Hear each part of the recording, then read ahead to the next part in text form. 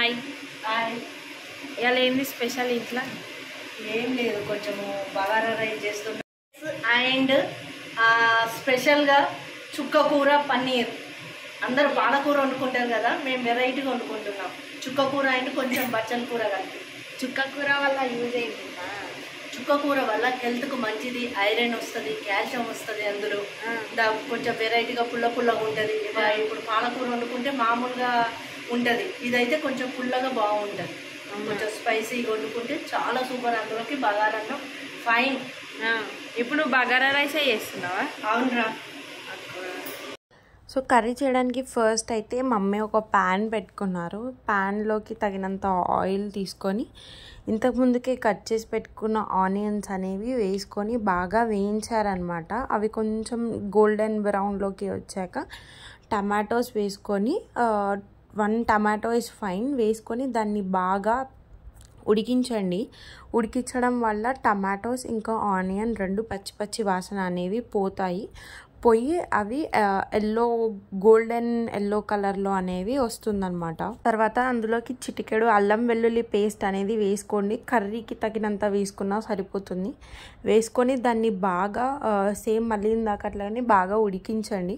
ఉడికించినాక దానికి కూడా అల్లం వెల్లుల్లి పేస్ట్ స్మెల్ అనేది పోయేంత వరకు ఉడికించుకోండి. తర్వాత ఇంతకుముందుకే కట్ చేసి పెట్టుకున్న పచ్చిమిర్చీలు అనేవి వేసుకొని మళ్ళీ వాటిని బాగా ఉడికించండి. పచ్చిమిర్చీలు కూడా కొంచెం ఉడికాక ఎలా అయితే మెత్తగా అవుతుందో అయ్యేంత వరకు ఉడికించుకొని తర్వాత చుక్క కూర అనేది నేను ఆల్రెడీ దాన్ని బాగా ఉడకబెట్టుకొని మిక్సీ పట్టి నేను పక్కకు పెట్టుకున్నాను అనమాట. సో అది మిక్సీ పట్టి పక్కకు పెట్టింది దాంట్లోకి వేసుకొని బాగా కలపండి. కలుపుతూ కాసేపు మూత పెట్టుకోండి. దానివల్ల ఏమవుతుంది అంటే ఆయిల్ అనేది పైన తేలిన తర్వాత మన కర్రీకి ఎంతైతే కావాలి అని అనుకుంటున్నామో అంతగా వాటర్ అనేవి యాడ్ చేసుకుంటూ కలుపుతూ మన అడ్జస్ట్మెంట్ అయ్యేంత వరకు కలిపి పెట్టుకోండి. ఇలా కర్రీ అనేది బాగా మగ్గిన తర్వాత కర్రీలోకి సరిపడా అంత సాల్ట్, సరిపడా అంత కారం, సరిపడా అంత ధనియాల పొడి, గరం మసాలాలు కూడా సరిపడా అంత వేసుకోండి. తర్వాత కర్రీ అంతా బాగా కలిపేసుకొని కాసేపు సిమ్ మీద పెట్టి మూత పెట్టేసేయండి. సో దట్ కర్రీ అనేది బాగా ఉడుకుతుంది అన్నమాట.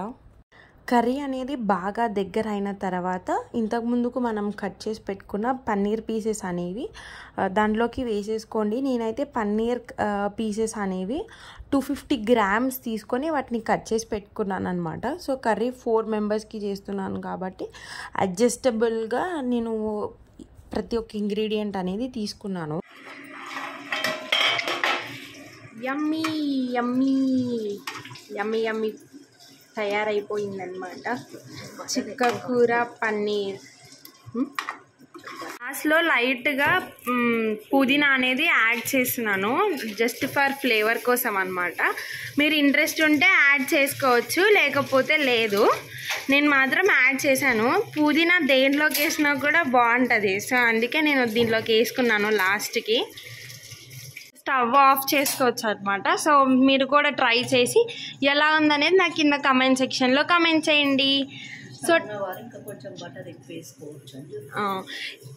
మీకు ఇంకా బటర్ ఇష్టం ఉన్న వాళ్ళు అయ్యి ఉంటే మాత్రం లాస్ట్లో కూడా బటర్ కొంచెం యాడ్ చేసుకోండి. సో దట్ టేస్ట్ ఇంకా బాగుంటుంది. పన్నీర్తో పాటు మీరు మీగడ కూడా యాడ్ చేసుకుంటే ఇంకా టేస్ట్ వస్తుంది. నేనైతే ఈసారి ఇంట్లో కొంచెం లేదని చెప్పేసి నేను యాడ్ చేయలేదు.